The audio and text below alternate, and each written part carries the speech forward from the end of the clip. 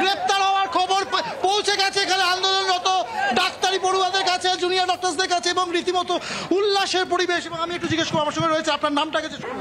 Doctor দৈত গোস্বামী। সন্দীপ ঘোষ গ্রেপ্তার হয়েছে, কি বলবেন? এটা আমাদের আন্দোলনের প্রথম জয়। আমরা যে এতদিন ধরে আন্দোলন করেছি, আমার অভয়াদি আজ প্রথম বিচার পেয়েছে। সন্দীপ ঘোষের আন্ডারে যে নেক্সাস তৈরি হয়েছিল, যে অপরাধের চক্র তৈরি হয়েছিল আরজি করে, আজকে তার ভাঙা হয়েছে। সন্দীপ ঘোষ অ্যারেস্টেড, আমাদের আন্দোলন এক ধাপ এগিয়েছে, আমরা একটা জয় পেয়েছি। আমরা আরো আমাদের আন্দোলন জোরদার করব। আমাদের যে আরো 5টা দাবি আছে, সেই 5টা দাবির জন্য আরো আন্দোলন জোরদার হবে আগামী দিনে। এখানে দেখছি সকলে একদম করতালি দিচ্ছেন। এই খবর, এই সন্দীপ ঘোষের গ্রেফতার হওয়ার খবর এখানে কিন্তু অ্যানাউন্স করা হচ্ছে যে ম্যাটাডোরের ওপর থেকে। আমি একটু চেষ্টা করবো আরো যারা এখানে ছাত্রছাত্রীরা রয়েছেন। আচ্ছা, আপনারা তো নিশ্চয়ই খবরটা পেয়েছেন, সন্দীপ ঘোষ গ্রেপ্তার হয়েছে, কি বলবেন? তদন্ত যদি ঠিক দিকে এগোয়, আমরা খুব তাড়াতাড়ি প্রকৃত অপরাধীদের খুঁজে পাবো এবং আমাদের খুঁজে বার করতেই হবে। এটা সাধারণ মানুষের জয়। আমরা আজকে জিতেছি। যেই সন্দীপ ঘোষকে কেউ দুটো বাজে কথা বলতে পারতো না, দুটো চোখ রাঙানি কথা বলতে পারতো না, যেই সন্দীপ ঘোষকে আজকে সিবিআই এতদিন ধরে জেরা করেছে, অ্যারেস্ট করতে পারছিল না, আজকে সেই সন্দীপ ঘোষ অ্যারেস্টেড। এতে আমরা জনগণ, সমস্ত জনগণরা তারা সম্পূর্ণ সমর্থন আমাদেরকে দেখিয়েছেন। আপনারা আরো আমাদের পাশে থাকুন, আমরা প্রকৃত অপরাধীকে খুব তাড়াতাড়ি শীঘ্রই বার করতে পারবো। তুমি বুঝতে পারছো সব্যসাচী, যেমন একদিকে উল্লাস চলছে, আমার সাথে ডক্টর সৌম্যদীপও রয়েছেন, আমি একটু কথা বলবো। সন্দীপ ঘোষ অ্যারেস্ট হয়েছেন 18 দিন জিজ্ঞাসাবাদের পর, কিভাবে দেখছেন? এটা তো এতদিন ধরে আপনারা আন্দোলন চালাচ্ছেন। এটা তো আন্দোলনের জয়। এটা তো জানাই ছিল তিনি অ্যারেস্ট হতে বাধ্য করবো আমরা তাকে। যেভাবে তিনি আর্থিক তছরূপ করেছেন, যেভাবে তদন্তের গতি প্রকৃতি তিনি পরিবর্তন করার চেষ্টা করেছে, ধামাচাপা দেওয়ার চেষ্টা করেছে, সেই জন্য তো আমরা সাসপেনশনের দাবি জানিয়েছিলাম। কিন্তু এখনো তাকে সাসপেন্ড করা হয়নি, কিন্তু আজকে বাধ্য হলো অ্যারেস্ট করতে সিবিআই। কিন্তু আমরা এটাও বলতে চাই যে ন্যায় বিচার থেকে কিন্তু আমরা সরবো না, ন্যায় বিচার পর্যন্ত আমার লড়াই চলবে। আমি এই মুহূর্তে দেখো সব্যসাচী, রীতিমতো উল্লাসের পরিবেশ এখানে, হাততালি দেওয়া, গান গাওয়া এবং স্লোগানিং যেমন চলছে, সেটাই যেমন চলছিল সেটা আরো দ্বিগুণ ভাবে চলছে। এবং অবশ্যই করে তারা বারবার এখানে যারা আছেন প্রত্যেকে বলছেন তাদের এতদিনের আন্দোলনের প্রথম জয় আজকে, প্রথমবার বিচার নির্যাতিতা, এরকম দাবি করছেন এখানে আন্দোলনরত ছাত্রছাত্রীরা বা জুনিয়র ডাক্তাররা।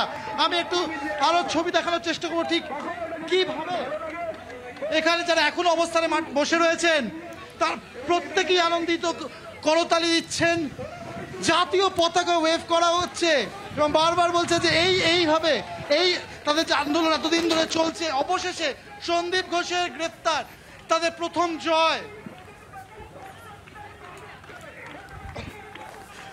একদমই সন্দীপ ঘোষের গ্রেফতারি তাদের প্রথম জয়, এমনটাই আন্দোলনরত চিকিৎসকরা যারা রয়েছেন তারা উচ্ছ্বসিত, তারা করতালি দিয়ে তারা উচ্ছ্বাস প্রকাশ করেছেন এবং স্লোগান আরো চড়া হচ্ছে। এবং কোনোভাবেই আজকে তাদের যে আন্দোলন, সেই আন্দোলনে নতুন করে অক্সিজেন পেল এই আন্দোলন, এমনটাই মনে করছেন তারা। যে অবস্থানে তারা বসেছেন সেই অবস্থান আরো জোরদার হলো বলে মনে করা হচ্ছে। এবং সন্দীপ ঘোষের এই গ্রেফতারি তারা বলছেন এটা প্রত্যাশিত ছিল, এটা প্রয়োজন ছিল। যদি ঠিকমতো তদন্ত হয় তাহলে আরো গ্রেফতার হবে। সন্দীপ ঘোষের গ্রেফতারি আমরা দেখলাম প্রথম যখন যে খবর আপনাদের দেখালাম, সিজিও কমপ্লেক্সে জিজ্ঞাসাবাদ চলছিল খুন এবং ধর্ষণের ঘটনা। সেই জিজ্ঞাসাবাদের পরে নিজাম প্যালেসে যখন নিয়ে যাওয়া হচ্ছিল এই রাতেই তড়িঘড়ি, তখনই নানান জল্পনা সামনে আসে এবং প্রশ্ন উঠতে শুরু করে এই রাতে তড়িঘড়ি কেন নিয়ে যাওয়া হচ্ছে। এবং তারপরে গ্রেফতারির খবর প্রথম 24 ঘন্টায়, আর সেই খবর পৌঁছে গিয়েছে এইখানে যেখানে আন্দোলনরত চিকিৎসকরা তারা অবস্থানে বসেছেন পুলিশ কমিশনারের পদত্যাগের দাবিতে। সেইখানে এই খবর আসা মাত্রই উচ্ছ্বাস। আজকে আমরা এখানে শিবির পদত্যাগ দাবি করতে এসেছি। আমরা সেটা করব। যে দুর্নীতির বিষয় সন্দীপ ঘোষ চলে গেছেন, তাকে গ্রেফতার করা হয়েছে, আমি চাই এই দুর্নীতি যেখানে যেখানে আছে সেটাকে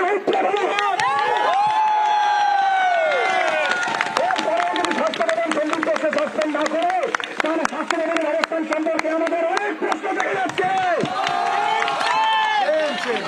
বন্ধুগণ, মনে রাখতে হবে আমাদের এই লড়াই দীর্ঘ, আমাদের যতক্ষণ না বিচার পাচ্ছি ততক্ষণ আমরা আন্দোলনের মাটি ছেড়ে যাব না। এই লড়াই চলবে, এই লড়াই করে কেউ যাব না। মনে রাখতে হবে, এই যে সিপি তিনি যদি এখানে না আসেন, ফাঁসি দেওয়ার আইন নেই। এই যে ভাওতাবাজি তিনি দিনের পর দিন দিয়ে চলেন, তার একটা উত্তর দিতেই হবে। এই ময়দান ছেড়ে যাব না, আমাদের লড়াই চলছে।